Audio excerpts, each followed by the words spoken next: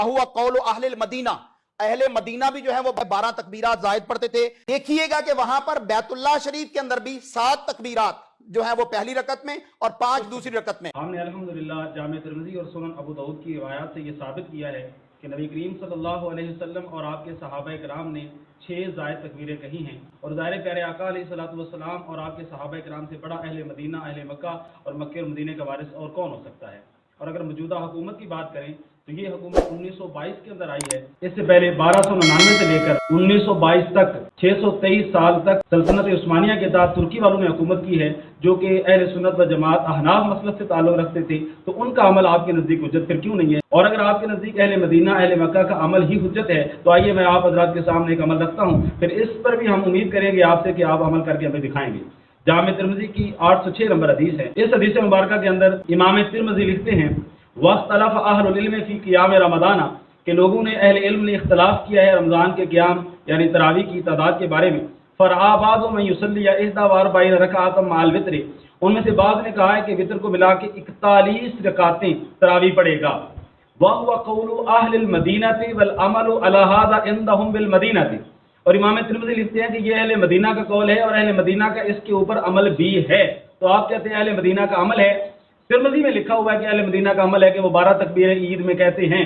तो हम भी अहले मदीना का अमल आपके सामने पेश कर रहे हैं और तिर्मिज़ी से ही पेश कर रहे हैं, जिसमें लिखा हुआ है कि अहले मदीना 41 रकातें तरावी पढ़ते हैं। तो हम उम्मीद करेंगे कि अहले हदीस हज़रात भी रमज़ान मुबारक के अंदर 41 रकातें तरावी में पढ़ कर दिखाएंगे। और आगे फरमाया, व अक्सर अहले इल्म अलामा रुवी अन अली व उमर व गैरिहिमा मिन असहाब नबी सल्लल्लाहु अलैहि वसल्लम 20 रकातन, हज़रत अली अल-मुर्तज़ा, हज़रत उमर रज़ी अल्लाह तआला और कसीर सहाबा किराम से 20 रकातें मरवी हैं। और फरमाते हैं, वक़ाल शाफ़िई व हाकज़ा अदरकतु बिबलदिना बिमक्का युसल्लूना 20 रकातन, कि इमाम शाफ़िई फरमाते हैं हमने अपने शहर मक्का में लोगों को 20 रकत तरावी पढ़ते हुए पाया है।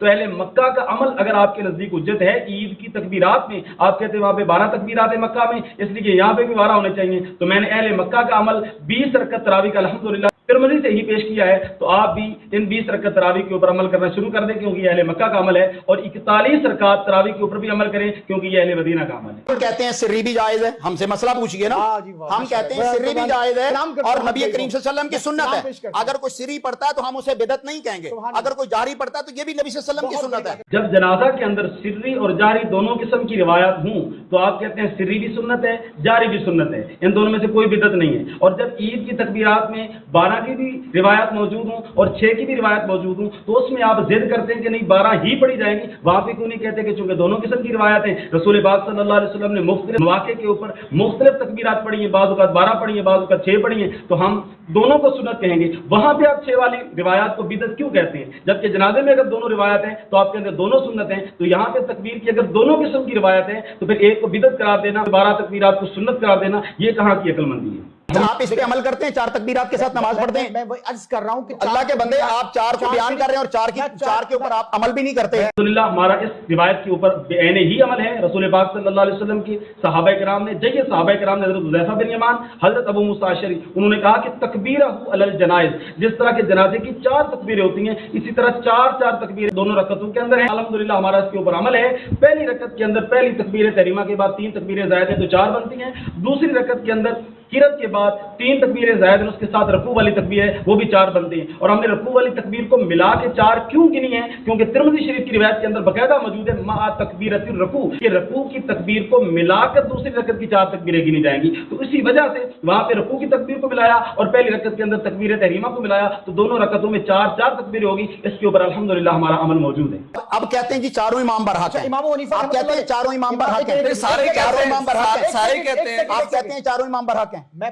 दबांगे ठीक, मैं इमाम ये देखिएगा, इमाम मालिक 12 पढ़ रहे हैं, हक हैं या नहीं है? बिल्कुल हक है। इमाम शाफई 12 पढ़ रहे हैं, हक है या नहीं है? मैं कहूंगा कि आप सारे नबियों को हक मानते हैं, यकीनन मानते हैं, फिर सारे नबियों की शरीयत के ऊपर अमल क्यों नहीं करते? अर्ज करने का मतलब यह है कि सारे इमामों को हक मानने का कतअन ये मतलब नहीं है कि सारे इमामों की हर मसले के अंदर तकलीफ की जाएगी और उनके हर मसले को हम अपनाएंगे।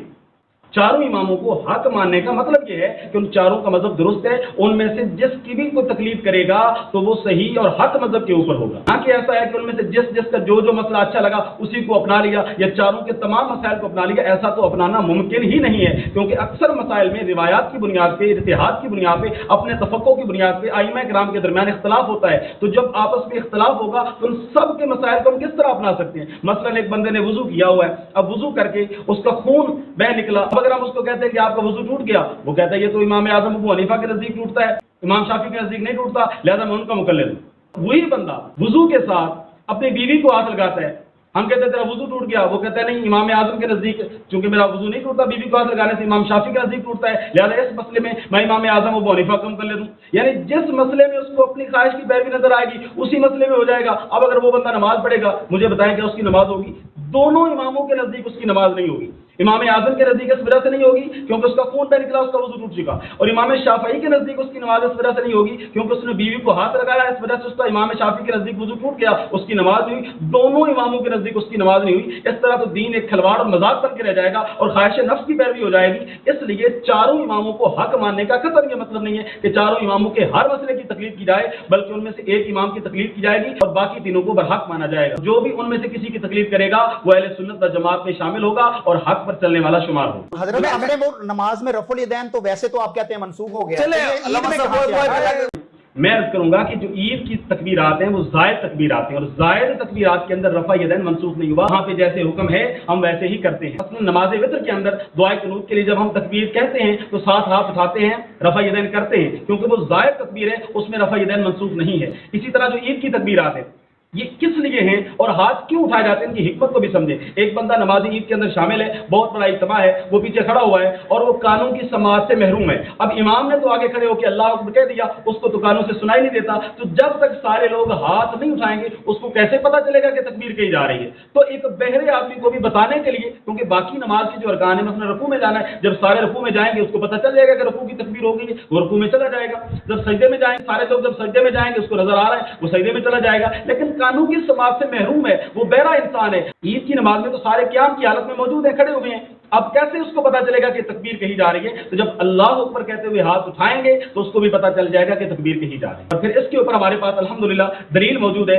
सुनन तहावी के अंदर इमाम तहावी रहमतुल्लाह अलैह आपने अपनी सनद के साथ हजरत इब्राहिम नखई रहमतुल्लाह अलैह मुतवफ़ा 96 हिजरी उनका कौल नकल किया है, तुरफ़उल ऐदी की सब मवातिना के 7 जगहों के ऊपर, 7 मकामात के ऊपर हाथों को बुलंद किया जाएगा, रफ़ा यदैन किया जाएगा, हाथों को उठाया जाएगा। उसमें उन्होंने फरमाया वफ़िल ईदैन, ईदैन के अंदर भी जब तकबीरात ज़ायद कही जाएंगी तो हाथों को कानों तक उठाया जाएगा। और जिस जगह पे शरीयत ने रफ़ा यदैन से हाथ उठाने से मना किया है वहां पे अल्हम्दुलिल्लाह हम हाथ नहीं उठाते, हम ख्वाहिश नफ्स की पैरवी नहीं करते, हम कुरान और सुन्नत के दलाइल की पैरवी करते। शुरू होती है ना, आगे जाके तकलीफ हो जाती है कि आप करते हैं, उसमें क्या होता है? मैं अर्ज करूंगा कि हम अल्हम्दुलिल्लाह प्यारे नबी सल्लल्लाहु अलैहि वसल्लम के तरीके की पैरवी करते हैं। जिस तरह सहाबा किराम ने हमें प्यारे आका अलैहिस्सलातु वस्सलाम की नमाज पहुंचाई है और पढ़कर दिखाई है और हम तक पहुंची है, वैसे ही हम नमाज पढ़ते हैं। रसूल पाक सल्लल्लाहु अलैहि वसल्लम ने ऐसे ही किया, शुरू में रफ़ा यदैन किया, आगे नहीं किया, इस वजह से हम नहीं करते। दलील क्या है? जामे तिरमिज़ी की 257 नंबर हदीस है, हजरत अब्दुल्लाह बिन मसूद रज़ियल्लाहु तआला अन्हु आप रावी हैं, फरमाते अला उसल्ली बिकुम सलात रसूलिल्लाह, मैं तुम्हें रसूल पाक सल्लल्लाहु अलैहि वसल्लम की नमाज न पढ़ाऊं? फसल्ला फलम यरफा यदैहि इल्ला फी अव्वल मरतिन, उन्होंने नमाज पढ़ी और सिर्फ पहली दफा उन्होंने रफ़ा यदैन किया। तो रसूल पाक सल्लल्लाहु अलैहि वसल्लम की नमाज सहाबा किराम ने ऐसे ही पढ़ के दिखाई और इमाम तिरमिज़ी ने इस हदीस को हसन करार दिया। इस वजह से इस हदीस की बुनियाद पे हमारी नमाज रफ़ा यदैन से शुरू होती है, बाद में रफ़ा यदैन नहीं किया जाता। बगैर पढ़ी का सबूत आप देंगे, पढ़ी का आप मान रहे हैं?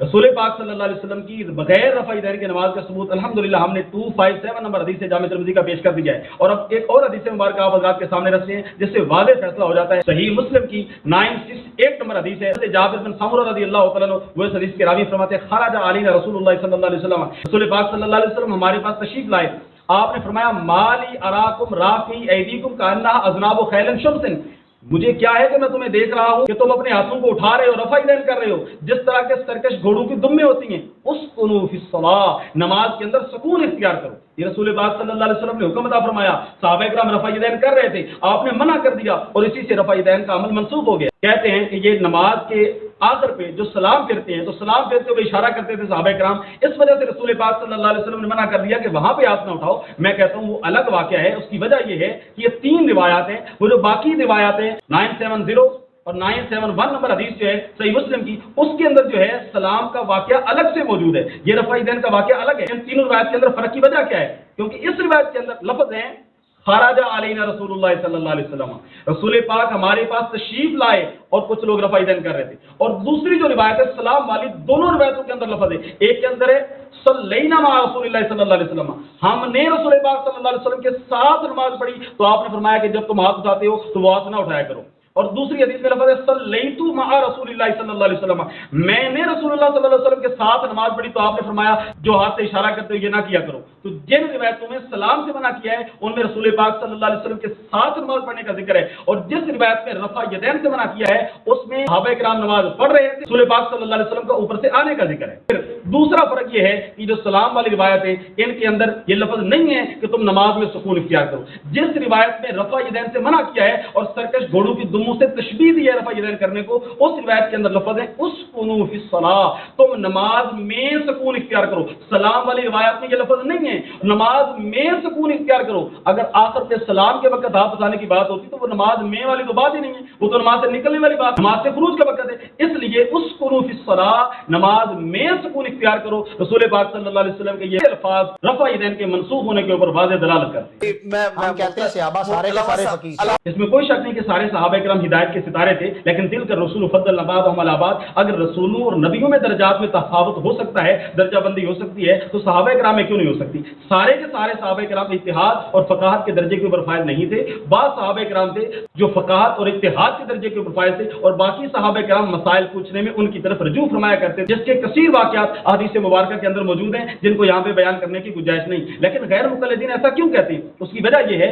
کہ جب ہم یہ روایات پیش کرتے ہیں حضرت عبداللہ بن مسعود رضی اللہ تعالیٰ عنہ کی، اور حضرت عبداللہ بن مسعود فقیہ امت اور مجتہد مطلق ہیں، تو جب ان کی روایت کو ترجیح دی جاتی ہے اس وقت کہتے ہیں کہ سارے صحابہ مجتہد ہیں، تاکہ اپنے مطلب کی باقی صحابہ کرام سے روایات کو لے سکیں اور ہم حضرت عبداللہ بن مسعود کی روایت کو ترجیح نہ دے سکیں۔ دعا ہے کہ اللہ رب العزت ہمیں شریعت کا صحیح فہم نصیب فرمائے اور عمل پیرا ہونے کی توفیق نصیب فرمائے، آمین بجاہ نبی الکریم الامین۔